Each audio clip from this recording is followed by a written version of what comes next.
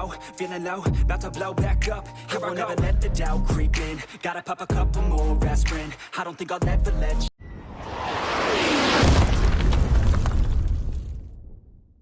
Welcome to the Battlegrounds Tour Agency's Guide to KARAKIN.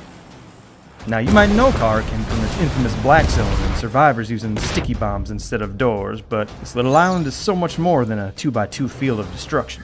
Take the Jamila Textile operation, for example.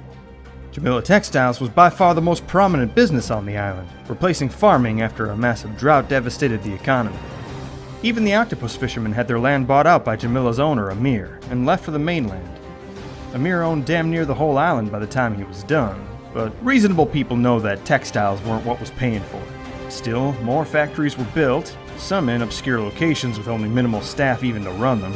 In fact, there were a couple that were built, opened, and almost immediately closed and boarded up, but more on those later. Our first stop is Al Haik, one of the more quaint towns on the island. Al Haik had an important job though. The workers here were responsible for refining the core pigments set up the road to Hadika Nemo for processing into dye. We'll be heading up that way next. From what the books show, Hadika Nemo was the main port that Jamila Textiles used to import raw materials.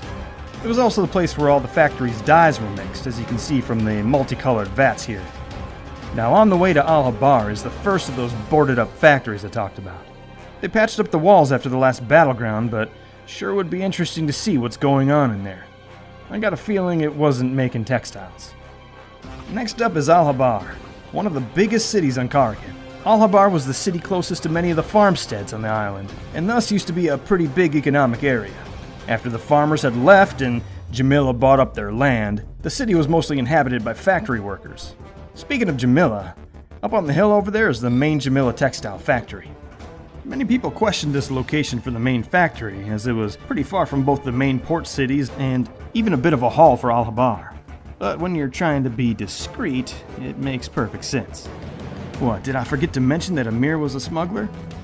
This whole island is one big smuggler's den with tunnels carved into the mountains all over the place. There are supposedly ways in across the land, but you have to have the right equipment to knock on the door, if you know what I mean. This factory here is actually sitting on one of the major tunnels that Tenebris used to store their pilfered prizes. Speaking of Tenebris, let's head west and I'll tell you more about them.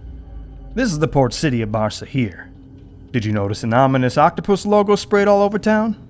This was the mark of Tenebris, who were smugglers, pirates, gunrunners. If it's shady, they probably had their tentacles in it. We know now that Amir was the head of Tenebris and used the textile business as a front, giving Tenebris easy access to shipping lanes for piracy, a legitimate reason for moving cargo, and a way to launder some of those illicit earnings.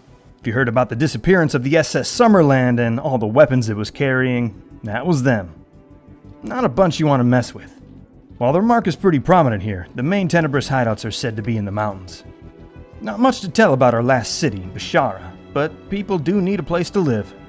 This western town was mostly residential, with apartments and homes largely occupied by factory workers. There is one more interesting point to show you before we wrap up, though. Remember what I said about Tenebris? Well, let's just say that freight ships don't generally have a habit of beaching themselves. As for what happened to Tenebris, Amir, or the people of the island, that's a little tougher to say. All we know is, whatever happened, KARAKIN's story ended with the battlegrounds. That's it for this tour. Friendly reminder that anything you found on the island must stay on the island. And one tourist tried to smuggle a gold bar off a few trips back. Crazy what you'll find in these old places. We hope you enjoyed your experience with the Battlegrounds Tour Agency, the world's most authentic way to experience the Battlegrounds.